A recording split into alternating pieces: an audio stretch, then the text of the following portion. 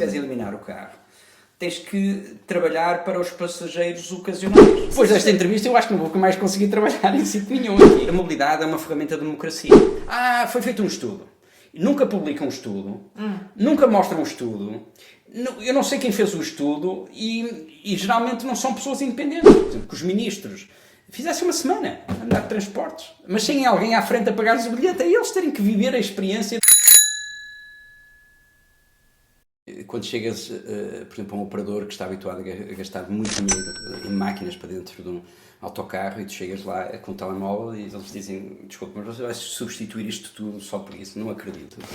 Tu segues aqui o princípio que nós seguimos, só usamos telemóveis, é o único hardware que usamos. Muitas máquinas muito complexas que depois são muito difíceis de gerir. Este microfonezinho e funciona com um velho iPhone. Mais fácil, é barato, mas as pessoas não acreditam. Boa tarde, hoje temos um convidado que chegou desde Porto, tem clientes em Cascais, também em Lisboa, quer melhorar a nossa experiência em usar transportes públicos e comprar bilhetes para usar transportes públicos, que é realmente um desafio para muitos.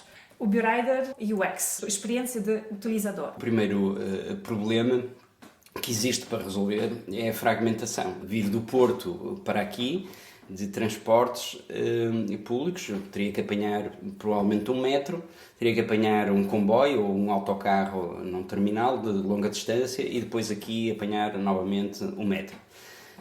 Só estas três coisas são três bilhéticas completamente diferentes, portanto eu teria que comprar 3 bilhetes. E 3 filas. Ou 3 máquinas, ou 3 bilheteiras. O tempo total da viagem ia ser muito mais longo, porque eu ia ter que lidar com todos estes problemas. E a ansiedade também, porque e se alguma coisa não funcionar, e se a máquina estiver avariada? Chegar, por exemplo, no metro do Porto, os turistas não conseguirem perceber sequer qual é o sistema de zonas da cidade e como é que a rede funciona e como é que vão de um ponto ao outro de metro ou de autocarro. E agora usam o Google.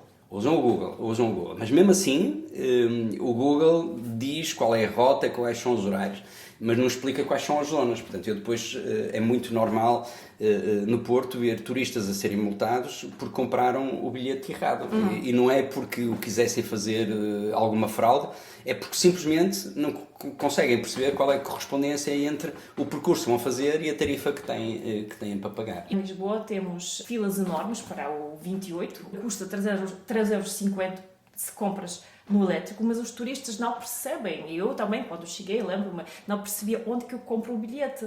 Portanto, pagas quase 3 vezes mais, crias uma enorme fila, todos ficam frustrados e não há nenhuma máquina onde tu, como turista, poderias comprar este bilhete. Tens um cartão, que é o cartão Lisboa Viva, ou Lisboa. Se o comprares para andar no comboio, depois, se tiveres lá viagens de comboio, não podes usar esse cartão no metro.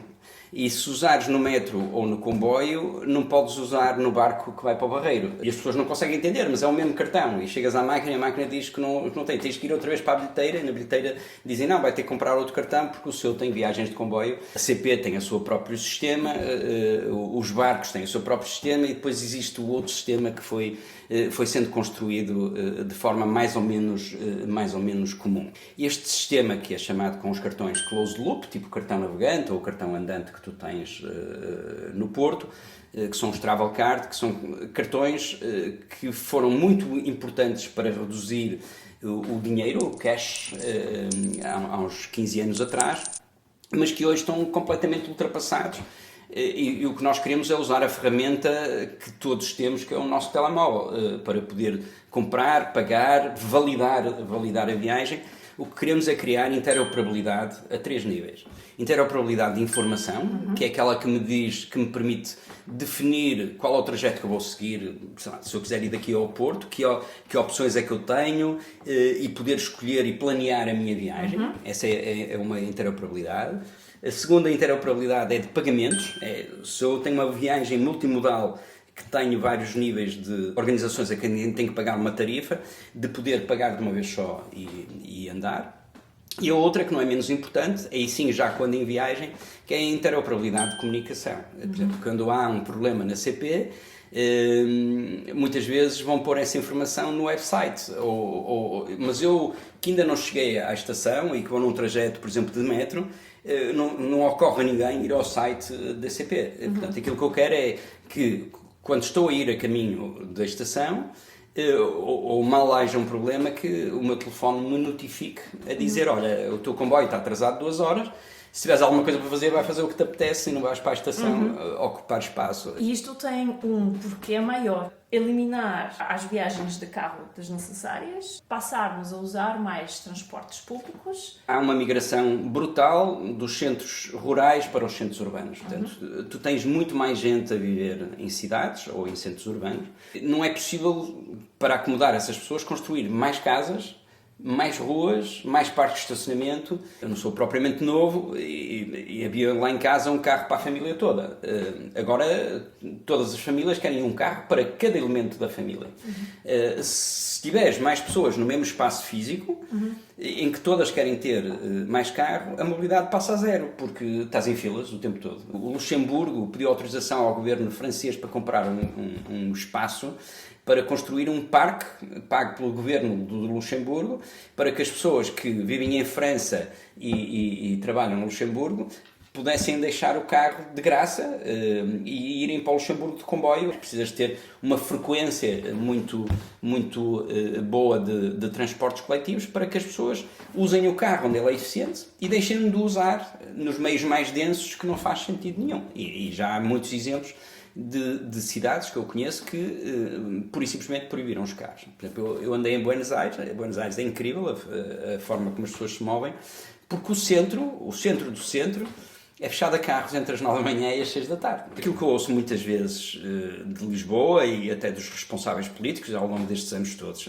tem-se ouvido muito isso, é dizer: não, quem provoca o trânsito em Lisboa não são os lisboetas. A maior parte dos carros vem de fora de Lisboa. E é verdade, há uma verdade, essa é uma verdade, mas temos aqui mais um problema de não perceber a jornada das pessoas, porque Lisboa precisa que essas pessoas venham para cá trabalhar. Então há que perceber de onde é que elas vêm,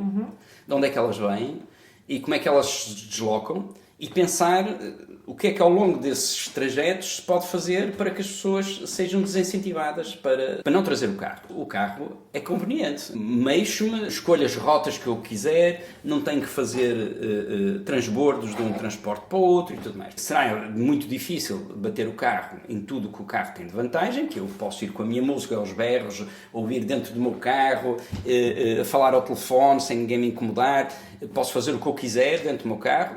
Pronto, essa é uma vantagem, pelo menos para alguns, mas há outras coisas que nós não podíamos fazer. Por exemplo, eu vejo na minha cidade, no Porto, meteram um sistema com uns mecos e puseram as ruas todas com uma faixa. Isso parece muito bom, mas depois o autocarro vai na fila também. Portanto, não há vantagem nenhuma em eu apanhar um autocarro e, como o autocarro para nas paragens todas, demorar mais que num trajeto de carro. Não há uma única faixa de bus no Porto e em Lisboa exclusiva de bus durante o comprimento todo da faixa. Portanto, significa que o autocarro anda na fila também, como os carros. Portanto, aquela vantagem que era: eu vou de autocarro, que é o que acontece, por exemplo, quando vamos a cidades como Londres ou como Paris, que rapidamente nos transportes públicos andamos muito mais depressa do que se fizermos um trajeto de táxi. O pensamento de saber onde é que as pessoas entram e saem. Tu validas na entrada, por exemplo, de um autocarro, mas ninguém sabe onde é que tu sais. Portanto, há 50% da informação. Por exemplo, em Lisboa são 80% das viagens, ninguém sabe onde é que as pessoas saem. Há um trabalho incrível feito nos transportes de Londres, que eles hackearam o sensor do Wi-Fi dos telemóveis já não sei quantos passageiros eram, mas eram uns milhões largos, para saber que percursos faziam entre 2 estações de metro. Os trajetos mais frequentes não eram os mais óbvios. E então tentaram ir perceber porquê. E pronto, e muitas vezes, porque os utilizadores são muito racionais e depois percebem as alternativas todas. Uma estação que tens um elevador, que depois as pessoas têm que estar à espera do elevador e tudo mais, e que eles preferem fazer um trajeto muito maior em termos de distância, mas muito mais rápido em termos de tempo. Essa mudança, que parece óbvia, mas não é tão óbvia mesmo até quando se fala com muita gente que gere transportes, que é esta noção do tempo. As pessoas não querem saber de nada da distância. Queres saber da distância se fores de carro. Se não fores de carro, não queres saber. Queres saber é da velocidade, é do tempo que tu demoras. O carro é mais rápido, mas depois não calculam o tempo de estacionamento. Exato. Eu tive aqui um encontro com um amigo que demorou 40 minutos a estacionar. Foi percepção. Porque eles só têm a percepção quando estão a andar. Não é? Portanto, então, sabem, mais ou menos, se vier de Lisboa para o Porto, eu sei que mais ou menos vou gastar 2 horas e meia, 3 horas a chegar aqui. Dar informação e usar a informação só para resolver o problema do utilizador não era suficiente. Tínhamos que ajudar os provedores a prestar um melhor serviço. Lisboa, como no Porto, tens uma entidade que se chama Transportes Metropolitanos de Lisboa, que tem como missão agregar esses transportes e pôr, digamos assim, uma bilhética comum. Quando aconteceu a pandemia, estava a correr um concurso público para os transportes do Porto e de Lisboa. E foi suspenso por causa da pandemia, e quando era óbvio que ninguém queria ir para uma bilheteira porque não se sentia seguro, ou ir para uma zona fechada e tudo mais, como foram suspensos, eu pensei que era uma grande oportunidade para se repensar todo o sistema, de forma a que as pessoas pudessem comprar os seus bilhetes através do seu telemóvel ou através do seu computador em casa, sem ter que ir para uma bilheteira. E como que vocês conseguiram isso? Então vocês têm um contrato com estas empresas? O cartão navegante é um cartão closed loop e baseia-se num princípio que é, ao contrário, por exemplo, do nosso cartão de crédito, se eu quiser aumentar o plafond de crédito do meu cartão de crédito, ligo para o meu gestor de conta, acerto o plafond com ele ativa aquilo e eu não tenho que ir com o meu cartão ao banco. Porquê? Porque a informação não está no meu cartão. O cartão só serve para me identificar, para dizer que este cartão pertence-me a mim quando eu pago num restaurante ou noutra coisa qualquer. E depois todo o tratamento da informação e do pagamento é feito remotamente na cloud, na nuvem. Nestes cartões closed loop que tu tens dos transportes, tu tens que, toda a infraestrutura que lê o cartão é dummy, não tem inteligência nenhuma para saber ou para analisar ou até uma ligação online para validar o cartão. Portanto, a informação tem que ser guardada dentro do cartão. Ok. E por isso é que precisas de uma máquina. Quando estás a comprar o teu passe, tens que encostar aquilo a uma máquina que é para pagas o dinheiro e grava-te um fecheiro dentro do cartão. O que nós fizemos foi partir estes dois processos em dois. Um é o sistema de pagar, uma tecnologia de e-commerce puro e duro, em que pagamos, e a gravação do cartão, já que tem que ser feita, arranjamos forma de a fazer encostando o cartão à parte de trás do smartphone e usando o NFC do próprio telefone para gravar. Primeiro tens que ler o cartão para nós vermos que passo é que tens, qual é a validade e tudo mais. Depois ligamos por uma API aos transportes metropolitanos. Os transportes metropolitanos de Lisboa têm um monopólio da venda de bilhetes. Exatamente, mas eles têm então a API público. API é uma maneira de ler os dados. Não é pública. Nós temos uma ligação forte à Fertagos. Elas disponibilizam o API delas para vocês conseguirem ler. Fazemos isto através da Fertagos, que sim, a Fertagos é que é o operador e tem direitos e tem o poder de pedir aos TML essa API. E essa API não é pública, nem foi desenvolvida para isto, tinha sido desenvolvida para um ambiente web. Nós demos com ela e pedimos para testar. Nós pegamos, quando tu encostas o cartão ao telemóvel, nós pegamos no que está dentro do cartão, como uma caixa preta, enviamos pela API, eles descodificam e dizem, olha, aqui tens um passe navegante metropolitano. E nós dizemos, ok, queres renovar, 40 euros, renova, e eles mandam-nos um ficheiro, também com uma caixa preta, e nós, usando o NFC do telemóvel, gravamos. Mas a separação entre pagamento e gravação através do telemóvel abre já um leque incrível de vantagens. Gostávamos que não houvesse era o cartão. O que eu gostava era que não tivesses que gravar nada no cartão e pudesse interagir com o telemóvel, com a abertura das portas do metro, usar o mesmo sistema de forma universal. Os passos são para os passageiros frequentes. Se queres eliminar o carro, tens que trabalhar para os passageiros ocasionais. Uma das vantagens, por exemplo, que tu tens, que é a redução do número de tarifas. Quando nós começámos a WeRider, havia qualquer coisa entre toda a área metropolitana com 1000 e tal tarifas. Agora reduziram uma data delas. Mesmo assim são muitas. E muitos diferentes sistemas de tarifário. Isso pode ser interessante para o utilizador frequente, mas é péssimo para aquele utilizador ocasional. Há muita gente que tem carro e não anda de transporte de vez em quando, porque não sabe quanto é que há de pagar, que bilhete é que há de comprar e tudo mais. Tu, se andares em Londres, pagas diretamente com o teu cartão de crédito, que é uma vantagem, que é um cartão open loop. Tu chegas a uma porta do metro ou do autocarro, encostas e andas, sem ter que ter mais nada, nem sequer um telemóvel. Depois, se chegares a um limite estabelecido... 6,20 € e não pagas mais. E não pagas mais. Tens um CAP, e agora até tem uma coisa interessante, tem um CAP diário, portanto, se continuares nos dias seguintes a usar, ele também te faz um CAP semanal. Portanto, há um montante máximo que tu sabes que nunca vais pagar, sem teres que perceber nada. A mobilidade urbana é, mesmo quando é explorada por privados, é pública. Há uma licença que é obtida de forma pública. A maior parte dos sistemas que eu conheço foram desenhados para os passageiros frequentes. Os passageiros frequentes, na maioria deles, são pobres.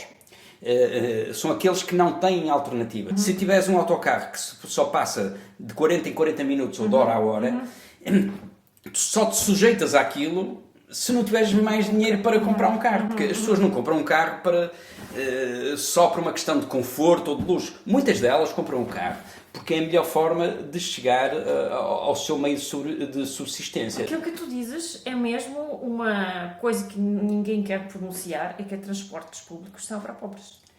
Como estão desenhados, a maior parte dos sítios são. E em Portugal? Em Portugal também, essencialmente em Portugal, porque os sítios onde toda a gente anda de transportes públicos são transportes públicos desenhados para todos. Quando chegas ao norte da Europa, toda a gente, seja rica ou outra coisa qualquer, anda de transportes públicos porque é eficaz, é eficiente.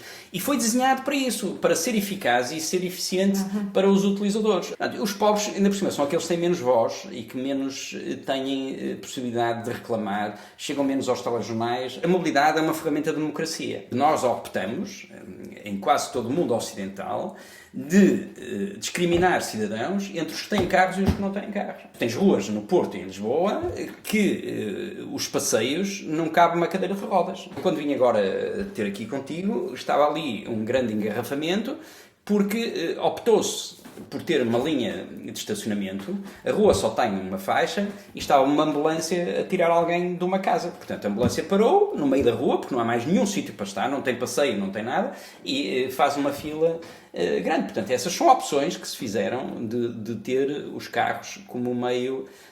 Quando era pouca gente nas cidades, isso não era tão dramático. Neste momento, é dramático pelo efeito que tem. Quando não há mobilidade, não há desenvolvimento económico, não há desenvolvimento social, não há nada. A melhoria da mobilidade é do interesse de todos. Se nós olharmos para Lisboa e também para o Porto, quando construíram as primeiras ruas para as coragens, depois para os carros, pensaram primeiro na pessoa que tem direito de passar antes de mais e depois o resto era para os lados. Porque estão próximos do decisor e têm voz, não é? Os transportes públicos, aliás, são públicos e são sustentados com impostos porque se percebe exatamente que se não fizermos, não criarmos condições para que as pessoas façam o seu commuting, de casa para o trabalho, de trabalho para casa, há empregos que não vão ser satisfeitos, há produtos que não vão ser produzidos. Existe outro problema que é, ok, agora há uma boa intenção, vamos resolver aqui o problema da mobilidade e quem é que vamos chamar para resolver o problema? Se eu tiver uma equipe de futebol e precisar de um avançado, não vou contratar um guarda-redes para pôr avançado, porque não vai marcar golos nenhuns. Tudo isto é muito desenhado por engenheiros. Ou então é desenhado por arquitetos. Falta gente de design e de produto que perceba qual é a jornada e tudo mais. Toda a gente, não é? Então, em Portugal há treinadores de bancada para tudo, não é? Portanto, todos somos designers, todos percebemos de tudo. Mas há gente muito específica para trabalhar esses assuntos. E eu quase em nenhum sítio vejo designers a liderar, não é participar, dizer, eu tenho uma designer que ajuda aqui. Não, é liderar todo esse processo. São as pessoas que olham para um sistema e dizem, isto é confuso, vamos lá simplificar de uma forma que qualquer um de nós, qualquer pessoa média, olhe e perceba que o caminho é este por aqui e não aquele por ali. E para não ficarmos todos aqui, é para a direita ou é para a esquerda, é para a direita ou é para a esquerda, e não sairmos do sítio. Portanto, esta semiótica, toda a parte semiótica, é importantíssima ser trabalhada por designers. E não existe isso. Por exemplo, os arquitetos têm outro tipo de preocupações, muitas vezes até a preocupação estética deles acaba por estragar a boa mobilidade. Pronto, e esta experiência tem que ser tida, mesmo quando há boas intenções.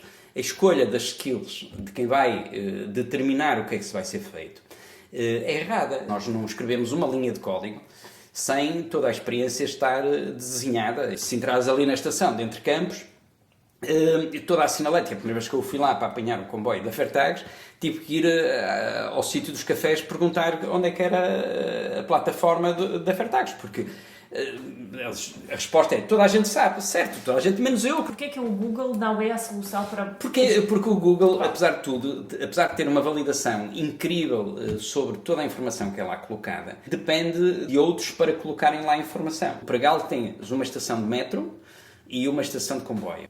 E há um corredor que tem para aí 100 metros, pronto, que alguém não definiu no Google. Portanto, quando tu saías do metro e querias ir para o comboio, aquilo dizia que tu tinhas que dar a volta à linha e andar 15 minutos a pé. E as pessoas aí irritam-se muito, porque dizem, esta app é uma porcaria, não funciona. Porque eu estou a ver a estação de comboio e ele diz-me para ir dar a volta. E isso, por exemplo, foi uma coisa muito fácil de resolver. Explicar à Google que existia ali um túnel interno que fazia essa ligação e pronto, e a partir daí a informação passa a fluir de outra forma. Há muito poucas empresas e poucos empreendedores que gostam da parte business to consumer, porque o consumidor não percebe a coisa, portanto bate-nos muito. É aí que é a diferença entre fazer um bom produto ou fazer um produto incrível, é trabalhar junto com o utilizador. A Google é uma ferramenta muito profissional e portanto tem muita preocupação com a validação dessa informação. Por exemplo, quando tu crias o ficheiro de uma rede de transportes e a colocas na Google, que tem uma ferramenta própria, eles seguem um processo de validação. A Fairtags tem uma operação também de autocarros, que é a Sul Fairtags, e tem várias linhas que entram pelo interior, dentro, para ir buscar, mover as pessoas dessas aldeias mais pequenas para as estações. E uma das linhas, nós não conseguíamos publicá-la porque da Google dizia-nos essa rua não existe, essa estrada não existe, isso é uma quinta, vocês são um portão de uma quinta. E nós dizíamos, não, já foi uma quinta, mas entretanto construíram uma estrada. E o validador, a pessoa que está lá a validar, primeiro há um processo, julgo eu, muito automático, e depois há um processo muito humano. E ele dizia, eu acredito, mas enquanto eu não tiver uma imagem do Google Earth ou outra coisa qualquer que diga que aí há uma estrada, embora ela exista, para mim existe uma quinta, portanto não te posso deixar pôr esta informação. Por exemplo, quando nós chegamos a uma cidade ou uma região, perguntamos se eles têm o ficheiro GTFS. O ficheiro GTFS é um Global Transit Feed Specification, que é o que permite, basicamente, é o que a Google também usa, para definir onde é que estão as paragens, quais são os horários, quais são as rotas neste caminho, vir à direita ou vir à esquerda, e isso, essa representação digital é aquilo que depois nos permite resolver o problema da fragmentação de informação. É aquilo que me permite combinar os vários GTFS e dizer-te um caminho daqui até à Suécia. Qual é a camada de mais-valia que vocês adicionaram ao Google? Nós começamos pelos transportes públicos porque nós achamos que para dar uma melhor experiência aos utilizadores não chegava dar-lhes boa informação ou um meio de pagamento. A nossa ferramenta é também para os operadores. Por exemplo, nós arrancamos com uma cidade, com o operador da cidade de Évora, que usa toda a nossa plataforma para gerir a sua operação de autocarros. E é tudo baseado em telemóveis. Nós fomos contratados, há uma empresa que ganhou o concurso público de Évora e contratou-nos, diz, nós precisamos de um sistema para gerir a execução dos serviços e para a interação. E o engraçado que me puseram até como desafio era que não fosse necessário usar dinheiro para pagar dentro dos autocarros. Portanto, as pessoas poderiam pagar ou com cartão de crédito ou débito, ou com MBWay, ou comprando através da app. Porque os trocos e o dinheiro atrasam muito os autocarros. Portanto, o motorista tem que estar ali a dar trocos e aquilo começa a acumular atrasos e chega ao fim da linha e tens muitos atrasos. Portanto, e nós desenvolvemos estas ferramentas para os operadores. Portanto, nós podemos ligar-nos só a nossa app à infraestrutura de transportes, ou podemos trazer tecnologia e ferramentas para os operadores de transportes poderem passar a funcionar com menos investimento, com melhor qualidade de serviço para os utilizadores. E isto nos leva ao vosso modelo de negócio? Os utilizadores não pagam nada, a app é gratuita, pagam o preço dos bilhetes exatamente ao mesmo preço que comprariam numa bilheteira. Não recebemos do cliente, recebemos a comissão do vendedor. E temos outro modelo, que é quando entramos, por exemplo, como aconteceu aí em Évora, em que cobramos como software as a service. Porque o único hardware, nós nem pomos nenhum hardware, portanto, o hardware que nós necessitamos são simplesmente smartphones. Nós começamos por esta parte dos transportes coletivos, porque é aí que nós acreditamos que vai haver a mudança. Nós acreditamos que o número de transportes coletivos vai duplicar em muitos sítios, noutros sítios até vai triplicar, porque tu não podes reduzir os carros e dar às pessoas nada em troca. Lisboa tem um orçamento para gerir a sua área geográfica, mas nada desse orçamento contribui para ajudar as pessoas que vêm do Pregal ou de outros sítios quaisquer, e agora precisas é de pôr dinheiro nessas localidades que são mais pobres, para que elas possam criar estruturas para trazer, para que as pessoas deixem o carro e possam vir, porque elas vêm de carro, porque elas precisam realmente vir trabalhar. Tu, embora tenhas os transportes metropolitanos de Lisboa, se tu fores ver a orgânica como eles trabalham, o poder que eles têm é relativamente baixo e muitas dos custos são atirados para as autarquias. Um grande problema que tu tens é que tens 50, 60, 100 organizações e não tens uma organização que consiga pensar isto e seja estrutural. A maior parte destas estruturas deviam ser geridas por pessoas que concorreram para lá pelo seu conhecimento técnico. E todas essas estruturas são cargos de decisão política. As organizações mudam de administração à medida que muda o partido que está na Câmara. Portanto, não consegues ter uma visão estruturada. Vão obedecer a quem os nomeou.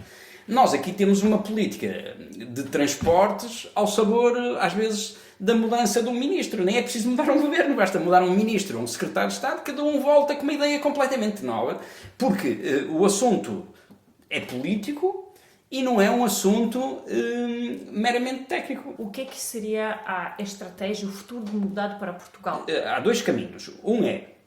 Há um problema de falta de capacidade, mas antes de chegar a essa capacidade, há um problema de aproveitamento da capacidade atual.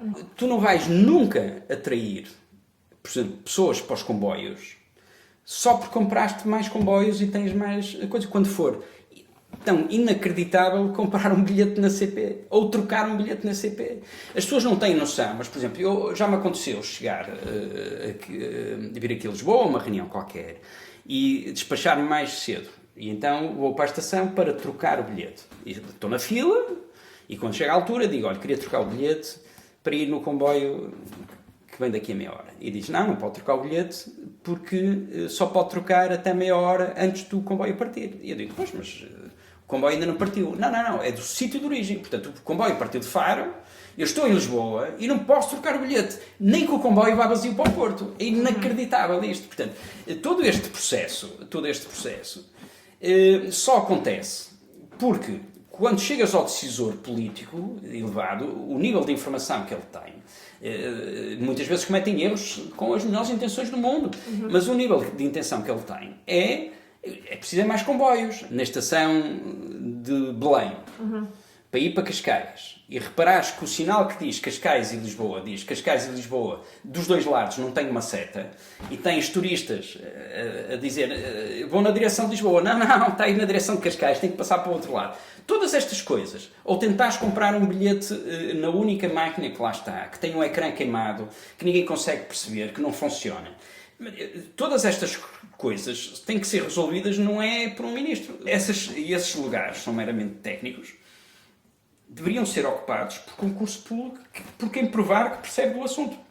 E ter autonomia, ter um orçamento e ter autonomia para poder cumprir com o objetivo que sim, deve ser do país. Como que vocês, sendo uma startup, certo, conseguiram um dinheiro para arrancar com esta ideia? O primeiro financiamento foi meu e da minha equipe. Quando decidimos montar esta empresa, eu tinha outra startup, e quando criei uma grande parte da equipa acompanhou e, portanto, o grande investimento que fizemos foi não recebendo salários durante algum tempo, porque a ideia era de tal forma ambiciosa que nós sabíamos que não era com PowerPoint que iríamos conseguir convencer alguém. Portanto, achamos que tínhamos que desenvolver a primeira versão do produto.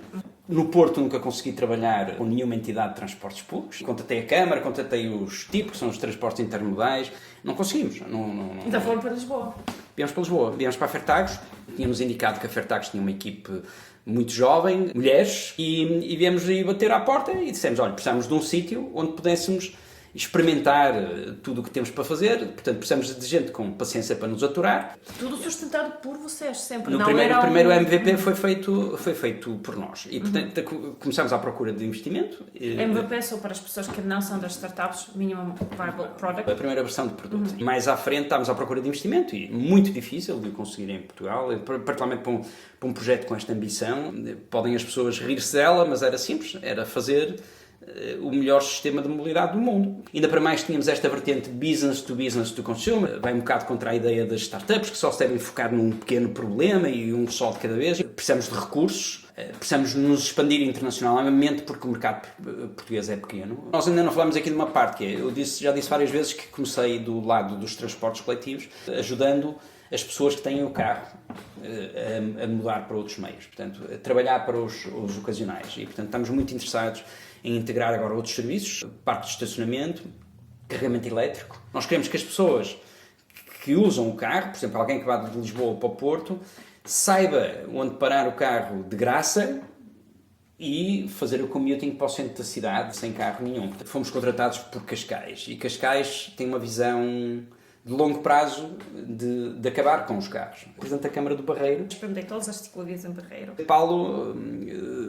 ouvi falar do seu serviço, gostava muito de falar consigo. Passado uma semana estava sentado em frente a ele. Disseram-se, quando chegamos aqui tínhamos uma frota que era antiga, gastava muita manutenção, renovamos a frota toda e agora falta-nos aqui um layer digital e de informação para sabermos se a oferta que temos de transportes satisfaz a procura que existe.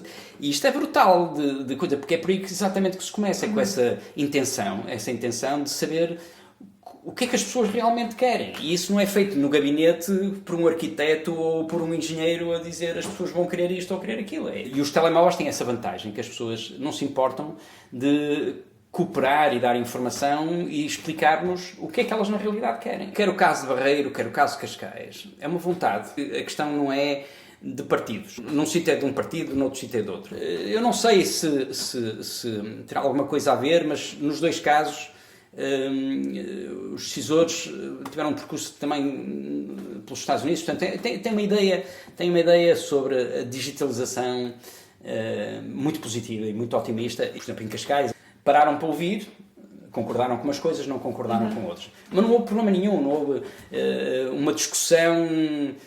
Não, o meu pensamento é este e vai ser este. Não, há uma vontade de aprender. Já tentaste trabalhar com Lisboa? Ainda não sei exatamente o que é que Lisboa pensa. Com a anterior Câmara também falamos, e também, aí falámos muito tempo e nunca aconteceu nada de extraordinário. Se tu fosses Carlos Moedas, que eu sempre faço esta pergunta para todos os convidados. Por incrível que pareça, infelizmente, nesta parte da mobilidade, acho que Carlos Moedas tem pouca autonomia. Mais uma vez é um problema organizacional. Quem gera ou quem manda nos transportes metropolitanos chama-se Transportes Metropolitanos de Lisboa, que está sobre a alçada da área metropolitana de Lisboa. E a área metropolitana de Lisboa, segundo sei, a direção da área metropolitana de Lisboa é exercida pelo partido que tem mais câmaras na área metropolitana de Lisboa. Portanto, tu tens um partido na área metropolitana de Lisboa, nos transportes metropolitanos de Lisboa, e tens uma Câmara que é de outro partido. À partida, não devia ser um problema isso acontecer. Mas na prática nós sabemos que isso é um problema. Se ele quiser duplicar a área, vamos dizer assim, eu quero duplicar o número de autocarros e aumentar o número de linhas, não o pode fazer. Eu tenho uma ligação muito ténue e indireta através do operador Fertagos com os transportes metropolitanos de Lisboa, e aquilo que já lhes disse a eles, aquilo que eu defendo, que é que toda a infraestrutura tecnológica que está feita fosse aberta a todo o talento possível. Portanto, eu não quero nenhum exclusivo para a Uber Ride, eu quero que qualquer app possa funcionar e interagir com telemóveis. Atenção que eu não estou aqui a defender A ou B ou tomar uma posição política. Estou a fazer uma análise meramente factual. É ridículo que se pense que Lisboa não deve ter uma preponderância maior em relação à mobilidade dos outros concelhos. A Carris não chega porque, repara, a Carris tem um alcance em relação às linhas que vão ser executadas, que foram conseguidas através de um concurso que foi lançado pelos Transportes Metropolitanos de Lisboa. Quem é o dono daquilo que É os TML. A única coisa que fazem é recolher receita e distribuir receita. Tens um bilhete que dá para usares em vários operadores, depois feita uma distribuição com base na validação. Cada vez que marcas num autocarro, cada vez que marcas no metro, depois com base nesses taps que tu fazes, é feita essa distribuição. Neste momento Lisboa está a seguir um caminho que é de começar a introduzir o sistema contactless, que é tu pagares com o teu cartão de crédito ou de débito, como acontece em Londres. A Fertagos tem um projeto próprio, a Carris, segundo sei, está a arrancar com outro projeto próprio, o Metro está a arrancar com outro projeto próprio e fala-se que os TML vão lançar o seu projeto próprio. Todas essas infraestruturas, como em quase todo lado, são financiadas pelas empresas de pagamentos, as grandes empresas de pagamentos, como Visa, Mastercard, e umas estão a trabalhar com a Visa, outras estão a trabalhar com a Mastercard e tudo mais. Quando, no fundo, essas empresas beneficiam de criar transações feitas com cartões de crédito. Portanto, eu não consigo entender como é que não chamam essas empresas todas e dizem, vamos lá, arranjar uma solução que sirva a todos. Qual seria o sistema ideal? Aquilo que eu faria era chamar essas empresas, a Visa e a Mastercard, e dizer, eu quero a cidade toda contactless. Porque no minuto que tiveres um contacto com um cartão de crédito, tens um contacto com um telemóvel. E a partir daí defines toda a bilhética, assim as pessoas têm que ir a uma bilheteira.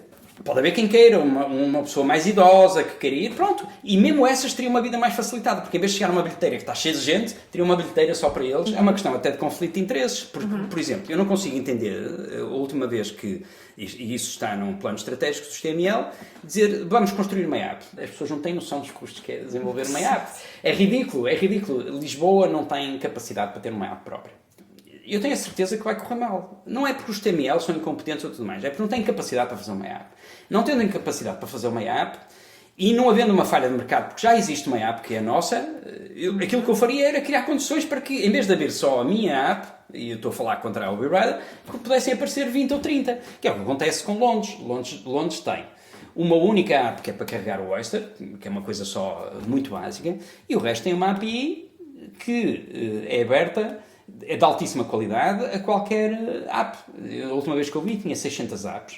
42% das pessoas usam uma app e, portanto, não fizeram investimento público nenhum. Recolhem dados brutais através da API que lhes permite melhorar a operação deles. E esse é um dos problemas que tu tens em Portugal, é que o regulador também é jogador, e não podia ser. Tu ou és árbitro, se nós estivéssemos no futebol, o árbitro dissesse, não, agora vou jogar por aquela equipe, e na segunda parte jogo pela outra, ninguém vai ao futebol, porque não tem lógica nenhuma. Portanto, e é isto que aqui deve acontecer. O regulador deve regular, o supervisor deve supervisionar, e os produtores devem produzir. E nós temos esta confusão que existe entre quem regula e quem supervisiona e quem produz ao mesmo tempo e compete no mercado. Nem sei se são ilegais do ponto de vista da União Europeia, porque há entidades que competem no mercado em Portugal que são financiadas por dinheiros da União Europeia, como supervisores ou como entidades públicas, e não deveriam fazê-lo. E quando tens isto, tens conflitos de interesses, e quando tens conflitos de interesses,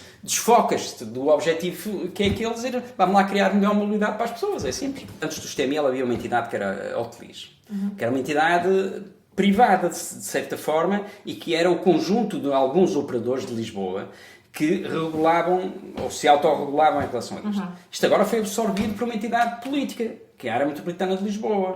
Portanto, tem esta posição. Se chegares ao Porto, ainda é pior, porque tens os transportes interurbanos do Porto, é feito por um conjunto de 3 operadores, só são os públicos. A CP, o Metro do Porto e os STCP. Há uma data de operadores privados que não têm palavra a dizer nisto. Portanto, enquanto tiveres estas organizações e achar que vamos meter dinheiro nos problemas sem mudar a orgânica para que isto siga um incentivo, como dizem os juristas, a ordem normal das coisas, podes lá tirar dinheiro, que é como atirar água para uma banheira furada, que vai continuar a produzir mau resultado. Depois desta entrevista, eu acho que não vou mais conseguir trabalhar em sítio nenhum aqui. O que é que Lisboa quer, ou a área metropolitana de Lisboa quer para a mobilidade? Qual é o plano que possa acontecer? Por exemplo, no Porto lançou-se agora uma coisa que chama-se Metrobus ou outra coisa qualquer. Eu ouvi o presidente do STIP a falar e quando lhe perguntaram, portanto, definiram entre duas, uma linha que chama-se BRT, Bus Rapid Transit, dedicada não é, para um autocarro rápido e entre duas paragens. Eu assisti com atenção à inauguração, ao lançamento daquilo e a todas as perguntas que lhe foram feitas. Em altura alguma, ele conseguiu definir tecnicamente porque é que aquela linha é entre aquelas duas paragens e não é noutro sítio qualquer da cidade. Ele diz, são duas paragens, são duas zonas da cidade relevantes. Mas relevantes porquê? Quantas pessoas circulam? O que é que fazem? Por exemplo, Lisboa, em tempos, resolveu fazer a Expo numa zona degradada porque tinha um objetivo claro, que era pegar numa zona da cidade que estava abandonada e trazê-la para dentro da cidade. Isto é sim, isto é um objetivo político claro e determinado. Portanto, eu não aceito que à partida me digam, eu ponho aqui uma linha de metro porque me parece bem. Não pode ser. Não pode ser. Estudaram quem? Quem é que estudou? Por exemplo, em Portugal diz, foi feito um estudo. Nunca publicam um estudo, nunca mostram um estudo, eu não sei quem fez o estudo e geralmente não são pessoas independentes. Aquilo que eu acredito é que há gente competente no mundo, e provavelmente também em Portugal, que seja capaz de definir isso. Por exemplo, eu quando chego a Cascais me digo assim, Paulo, a prazo, pode ser 6, 10, 12 anos, o objetivo é não haver carros no centro da cidade.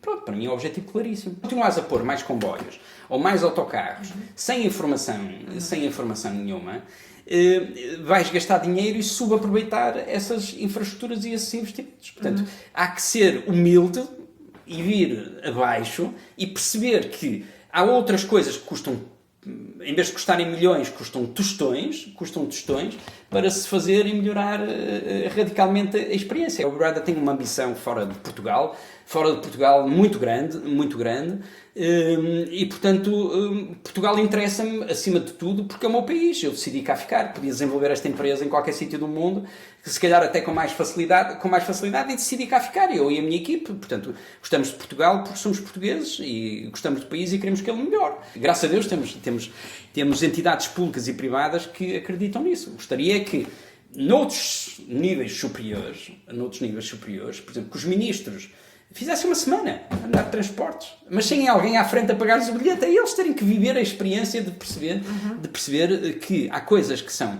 ridiculamente simples de resolver e que não se resolvem. Eu, quando tive que lidar com uma plataforma de contratação pública, estou a conhecer o inferno em vida.